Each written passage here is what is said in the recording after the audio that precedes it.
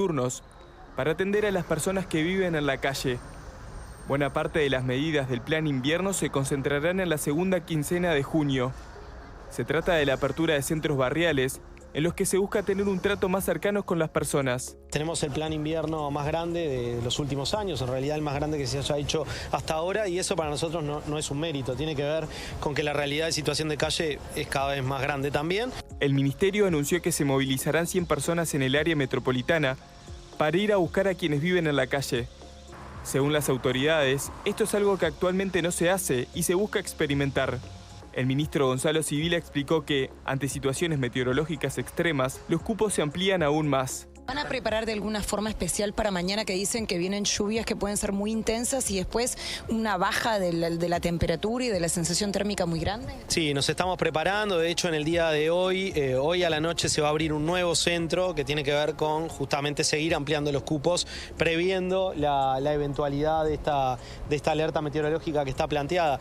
Sibila dijo que, al día de hoy, los cupos del sistema no están todos ocupados.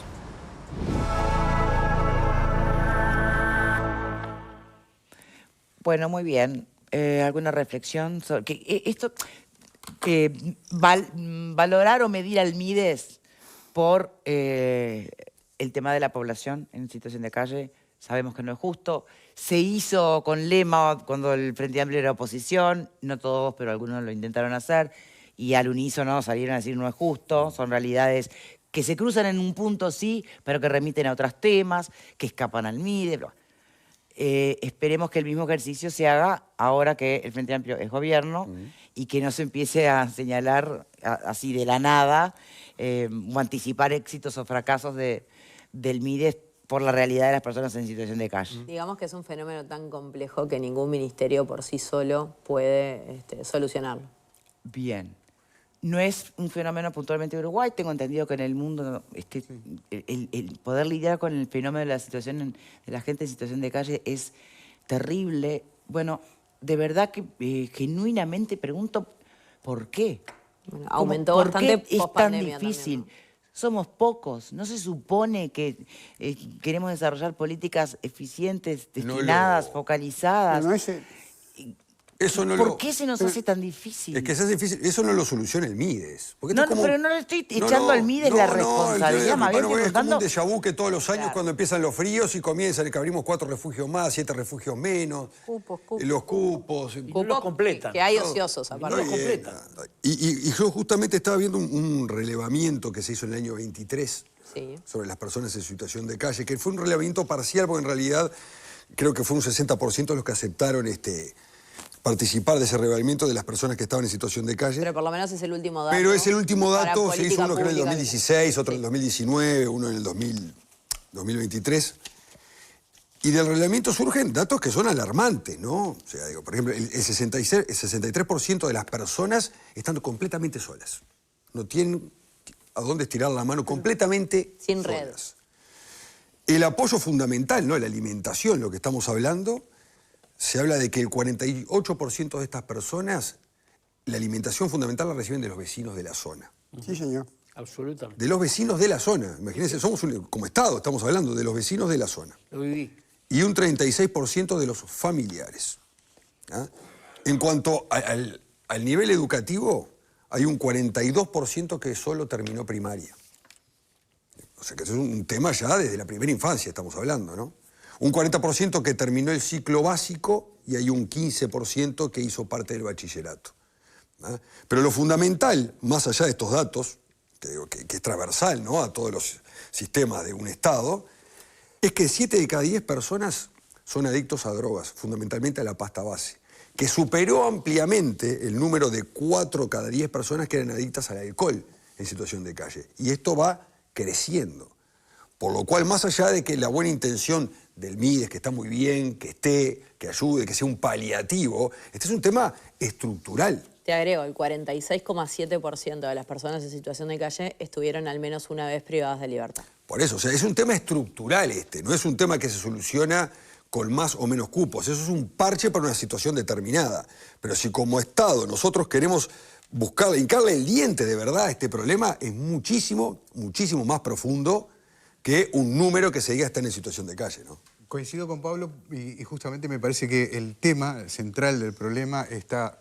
El tema central del problema, yo no podía llegar a solucionarlo, es absolutamente complejo. Pero el tema central está en eso, en que estamos reaccionando siempre ante la emergencia. No vamos a lo estructural.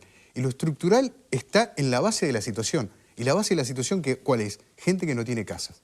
Sería sencillo pensar, bueno, gente que no tiene casa, démosle una casa. Si ese es el problema. Porque si vos tenés una casa, no vivís, las cuentas, pero si vos tenés una casa, no vivís en la calle. Es lo que se supone, ¿no? Bueno, entonces estamos actuando sobre el tema de los refugios. ¿Es mucho mejor que vivir en la calle?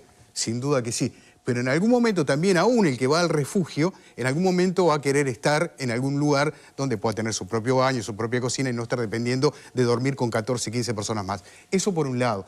Entonces hay que actuar sobre políticas de vivienda que en algún momento esas personas puedan acceder, tengan la posibilidad de no estar más en la calle. Habrá un núcleo duro que va a ser difícil de mover. No solo, estoy de acuerdo. No solo el problema de vivienda igual. Pero pará. No, claro. Está bien, claro que sí, no lo quiero... Pero si vos tenés un problema que no podés comer, lo que yo te tengo que dar es comida. Si vos tenés un problema que vivís en la calle, lo que te tengo que ayudar es con la vivienda. Después, los problemas que vos tengas, evidentemente lo tenemos que solucionar. Ahora, vos tenés que estar renegociando permanentemente, aún con el tema de los refugios, tu llegada a ese refugio. Eso hace que mucha gente no se mueva del lugar. Entonces genera un problema de convivencia. No me voy del refugio porque si me voy y estoy a 20 cuadras del lugar, cuando llegue la hora de volver, me ocupan ese lugar y yo no llego. Todo eso genera una situación complicada que para el defensor del vecino es hoy el mayor problema de convivencia que tenemos en Montevideo. Entonces me parece que yo no tengo la clave, obviamente, no tengo la solución, pero me parece que hay que trabajar mucho sobre lo estructural y para mí lo estructural comienza por darle una vivienda a quienes no la tienen. ¿Coincidís, Jorge? A ver, yo pienso que el problema no se soluciona porque en realidad la solución o es complejísima o no la tiene. ¿O es carísima? ¿Cuál de las dos? No sé si es carísima, pero o es complejísima porque estamos pensando nosotros, lo que tenemos una vida que ha sido estructurada de una manera, buscar la solución para gente que tiene una vida que no está estructurada de la misma manera. O sea, la gente que está en la calle y tiene expectativas absolutamente diferentes a las nuestras. Exacto. Absolutamente diferentes a las nuestras. Es decir, hay gente que va al refugio, que se baña en el refugio, después se va a la calle durante el día, vuelve al refugio de noche. Hay gente que utiliza todo eso. Pero hay creo que la mayor parte de la gente que no le interesa el refugio. Exactamente. Porque no le interesa, no quiere un refugio, no quiere bañarse, no quiere... antes era porque no podían llevar los animales, creo que ahora el refugio donde pueden llevar los animales. Antes era porque los robaban, yo no sé si se hacía ahora. No, simplemente hay gente que no quiere salir de la calle porque sus expectativas... ¿No quiere? ¿Es una decisión libre o ya es víctima de su falta de razonamiento lúcido? Ahí entras en otro problema. Está bueno, pero no me parece una pregunta. Es como decir el derecho a vivir en la calle. Me parece que está planteando eso, Jorge. Perfecto. Entonces yo agarro y la levanto de la calle, donde está, y le digo, usted váyase de acá. Y esa persona se va a ir de ahí donde está, pero va a ir a parar a otro lugar de la calle. No, depende de lo que... No es váyase de acá, depende de lo que le ofrezcas. Pero aplicar... Yo quiero ver si acá se aplica la ley. Y si lo llevas, ¿a dónde lo llevas? ¿Quiere decir meterte en el refugio? Es complejísimo el tema. Yo le digo que hay que mirarlo. Yo a veces, yo he pensado, veo a la gente tirada en la calle de mañana temprano, y digo, pues esta gente, ¿con qué la sacas de acá? No es que no quiera ir, es que la solución que le estás brindando, la opción... no es aceptable. Está bien, perfecto. Ese es el tema. No hay nadie que quiera vivir en la calle. Pero Pablo, tenés que pensar que no es aceptable porque no están pensando igual que nosotros. Ellos piden, sus expectativas, ¿cuáles son? Sus expectativas son vivir hasta el otro día. Bueno, pero dale una expectativa más. Claro. Dale otra expectativa, otro horizonte. Pero para eso tenés que ir a conversar con cada uno de ellos. Bueno, pero la solución que le brindás alternativa... Bueno, perfecto. Si todo fuera tan facilongo, pero no es fácil. No es fácil. Y el problema va en aumento, además. No es fácil. Entonces, yo preferiría a esta altura intentar hacer algo con esto y empezar a parar la gente que va a la calle, desde chicos. Es decir, que no se sume más gente a la que va a la calle.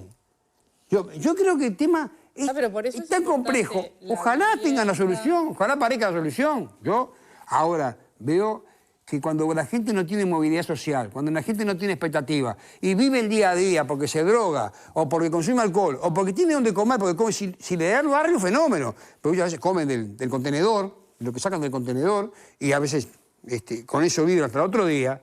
Esa es su forma de vida. Si ahí lo querés levantar y lo levantás y lo llevás y lo metés en otro lado, fenómeno. ¿Qué se hace? Ahora, ¿cómo arreglás eso? Lo que pasa es que, a ver, hay una cosa que es así. Es complicado. A ver, son personas que están expulsadas del sistema formal, o sea, claramente están expulsadas o porque tienen un problema de salud mental, o porque tienen un problema de adicción, o porque estuvieron en la cárcel y no tienen dónde regresar, porque no tienen familia. Las causas son múltiples, pero están excluidas del sistema, totalmente excluidas Son del sistema. 3.500 personas según el censo del INE. Entonces, son 3.500 personas que viven en la calle, que deciden vivir en la calle, pero entiendo que la decisión de vivir en la calle no tiene que ver con reivindicar un derecho de vivir en la calle, tiene que ver que no tienen otra opción, que realmente no ven otra salida, porque no se les brindó desde un primer momento. Y entonces ahora, ¿cuál es? La salida es ir al refugio a pasar la noche, y el día que tenés que caminar hasta el lugar donde te dan la comida. O sea, de verdad que no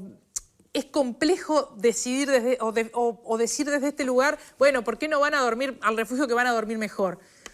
¿Sabemos nosotros qué es dormir mejor para gente que vive y duerme así? Yo creo que no lo sabemos. Es muy... visto desde acá, parece como que fueran pensamientos lógicos y razonamientos lógicos.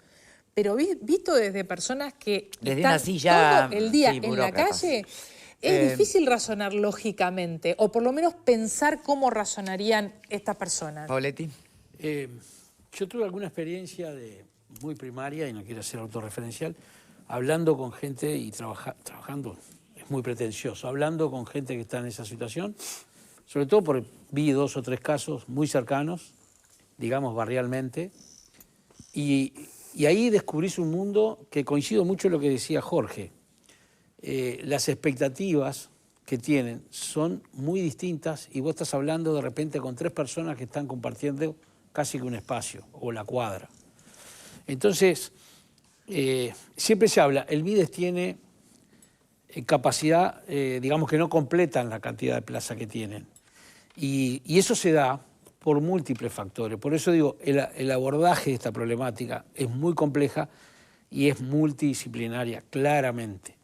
Porque acá se entremezclan problemas de drogadicción, problemas de relaciones personales, de viejas rencillas que muchas veces vienen de la parte carcelaria, de cuando estuvieron presos. Problemas de salud mental. Problemas de salud mental también. Y entonces digo, se mezclan muchas de esas cosas. Entonces, lo de los perros, había uno que no quería ir porque no le aceptaban el perro. Y todos vemos que quienes están en situación de calle, generalmente su animal de compañía es casi su segunda, su única, digamos, factor de cariño, digamos, en este caso como un perro. Y también había allí gente que realmente quería estar mejor, ¿verdad? Y que vos le hablabas y entendía que tenía que ir al refugio, bañarse, alimentarse. Pero, por ejemplo, se quejaban, iban al refugio y dicen, no, pero nos roban. Y entonces lo poquito que yo tengo, fui al refugio y me lo robaron. Entonces, sí, pero se ha caminado en pos de ir mejorando esas no, cosas. Pero yo no digo que no, yo te estoy hablando de las situaciones que ellos planteaban. Hay refugios que aceptan animales. Sí, se fue mejorando. E incluso uno de los grandes desafíos que tiene hoy el tema de los refugios es cuando se aglomeran las personas esperando un turno y después o te derivan para otro lado. Bueno, toda esa dificultad. Escuchaba a Sibila, el nuevo ministro de Desarrollo Social, explicar que se está trabajando para evitar eso. Sí, o sea, sí, pero vos se sabés advierten las dificultades y se trata de caminar hacia ahí. Pero yo insisto con esto, de repente había un grupo... Para, a ver, un momentito. Pero parece que viven en Narnia. Pará, Pablo, no te enojes. Pero parece, justamente, de repente había un grupo de 3 o 4 que estaban como enfocados bien, pero que aparecían otros que estaban a 5 cuadras, 4 cuadras, y le vendían a que vendieran droga, a robar, o sea, a robar en el barrio, que le hicieran de campana para ellos venían a robar. No, pero ahí tenés otras herramientas para intervenir. Estás hablando de delincuentes. Claro, pero que se mezcla todo. Por eso digo, Victoria, vos tenés que tener en cuenta que los meten en la bolsa a situaciones que son completamente distintas. ¿Pero por qué decís que se meten en la misma bolsa? Pues claro, porque de repente esas 3 o 4 personas que de repente venían bien, con las cuales estamos ahí en el barrio trabajando, no tienen forma de despegarse de los otros que vienen y hasta los amenazan. Pero los amenazan con arma blanca. Yo, no me lo contó nadie, yo vi peleas en la calle, con armas blancas por justamente ese tipo de discusión. Entonces digo, no es tan... Y entonces puedo decir, ¿y cómo hacen esas 3 o 4 personas cuando vienen de repente bandas de 5 o 6 que vienen de otros lugares, cerca, pero de otros lugares, que están en otra? ¿Cómo proteges a eso? Por eso, una cosa es la teoría y otra cosa es el territorio y ver exactamente cómo suceden las cosas. Porque me parece que la enseñanza nace de ahí. Sentado detrás de un escritorio podemos hacer 27 planes que si no tenemos en cuenta las particularidades que hay en ¿y cada quiénes son ser las humano personas de que ese se tipo? acercan más al territorio, por lo general? ¿Cómo? Las personas que más se acercan a los territorios para desarrollar políticas. ¿Es el técnico, el ministro, o son las ONG que después también les damos con un caño porque entendemos que son repartijos de cargos? Yo he visto o devolución de favores. Todas en la misma bolsa, ¿no? Yo he visto trabajando bien a particulares, incluso con alguna parroquia cerca, con una cosa... Pero no podés dejar las políticas del Estado en manos de 4 o 5 particulares, ¿no? He visto yo que ha sido lo más eficiente, porque el Estado, evidentemente, no ha sido. Yo estoy de acuerdo, porque seguimos trabajando sobre la emergencia, ¿no? Claro. Lo que está diciendo, seguimos trabajando sobre la emergencia. Exactamente. También si querés hablar a nivel de presupuesto o de números, yo recuerdo acá a un integrante del MIDES de la administración anterior, no sé si lo dijo públicamente, pero yo lo conversé con él, que me pasó inclusive el número que costaría otorgarle una vivienda a las personas en situación de calle, medida con la cantidad de dinero que se invirtió, no estoy hablando de gasto, estoy hablando de inversión. Durante todo este tiempo, y cuando digo todo este tiempo estoy hablando de 25 o 30 años para atrás, yo no sé si de esos 3.000 no había 1.500 que ya estaban en una casa. Sí, pero es que por eso yo decía, y Pablo me trata de ilusa. No. A ver, ¿cuál es el punto de contrapunto que tienen ustedes dos? Que No es un contrapunto. Yo lo que le decía es que obviamente que queda mucho por hacer, que es un fenómeno que nunca se va a terminar, pero se ha venido trabajando y hay buenas experiencias. Por ejemplo, en el gobierno anterior yo creo que tú hablas de Gabriel Cuña, que fue quien estuvo a cargo de toda esa parte y se trabajó bien. Hubo proyectos pilotos donde se le entregaron viviendas a 3, 4 personas que obviamente se les estudia previamente para poder sostener esa vivienda, porque es lo que decíamos. Sí, claro. Una persona con problemas de salud mental, con un estado de adicción alto, es imposible que pueda, porque si le das una casa va a terminar vendiendo la pileta para poder seguir consumiendo. O sea, hay que hacer un estudio un poco serio y hay buenos años proyectos. que se hacen estudios. Años. Hay 7 toneladas de diagnósticos diferentes. Y cada vez que viene una administración hace un diagnóstico nuevo y soluciones mágicas. Estamos sobrediagnosticados. Y cuando pasan los 5 años, miran el número de vuelta y más o menos estamos en lo mismo. Porque ¿cuál es el tema acá? ¿Cuál es la pregunta? A nosotros como sociedad, ¿nos importan las personas en situación de calle? ¿De verdad? Sin hipocresía. Yo creo que sí. ¿De verdad? Pero a ver, hablar de las personas en situación de calle es la punta del iceberg. Habría que hablar de Bueno, pobreza, por eso, habría que hablar de un montón de otras situaciones. Importa, son visibles cuando vos pasás, ¿las ves o pasás por el costado y no las ves? ¿Quién pasa por el costado? Bueno, caminá por la calle y fíjate a ver si las ves o no las ves. Porque yo de diagnósticos y toneladas, diagnósticos, ríos de tinta que se escriben y programas de todo tipo y color he escuchado de todo. Ahora, cuando llegamos al final de una administración, no importa el palo político, al final del día, más o menos la situación, más o menos, es la misma. ¿Ah? El camino del fracaso está lleno de excusas.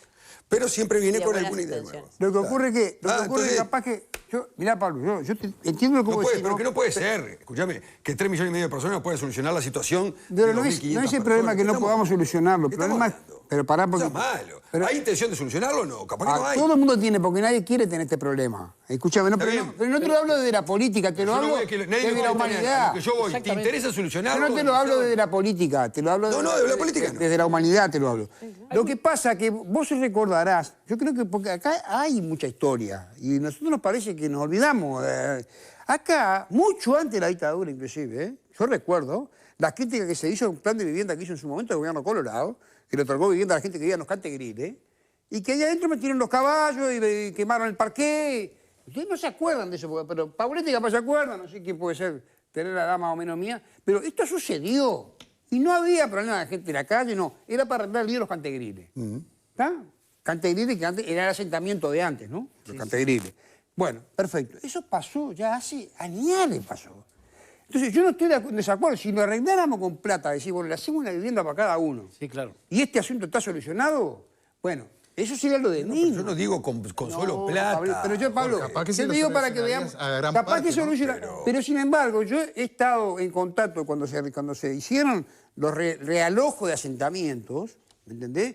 Y que se se trabajó muchísimo para alojar, Ilías Gaspar, todo eso que se sacó de ahí. Bueno, cuando se hizo todo eso, y se les dijo a los que se alejaban, bueno, pero acá ahora tenés que pagar la luz y el agua. Ah, ¿cómo? ¿Y cómo tengo que pagar la luz y el agua? Porque tenés que pagar la luz y el agua. Por eso, no se trata solo de dar una casa, hay que dar un medio de vida. Si no la pago, ¿qué pasa? Te la cortamos. Bueno, está bien, pero, Ahora, pero no todos pueden pensar de esa forma. No, pará, Pablo, yo te entiendo a vos, pero vos entendeme a mí. Es un problema social de la gente muy grande. Y hay gente que así le ofrezca la casa. Y no se puede ¿Cómo solucionar? va a querer casa? Y es como muchos dicen, hay que agarrar y meterlo a trabajar. No, eso es un disparate. ¿Cómo hacer? Pará. Creo que entiendo por dónde va Pero Jorge. Tenemos que hacer una pausa y ya retomamos, ¿les parece? Ya venimos.